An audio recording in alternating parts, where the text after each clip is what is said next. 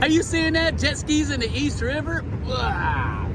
And look at the size of that thing. It's huge.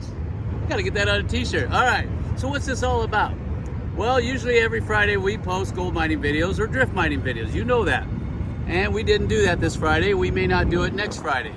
The reason why is because we're where? In New York City. Come on. And there's a specific reason why we're here. I'm not gonna let the cat out of the bag just yet and tell you why.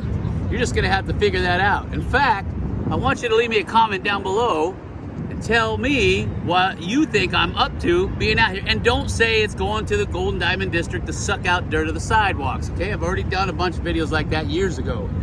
There's another reason why I'm here. And if you're a smart filler and not a fart smeller, you'll know exactly why I'm here. So I got a big surprise for you guys coming up. So just keep those pants on, all right? And I'll let you know what it is later.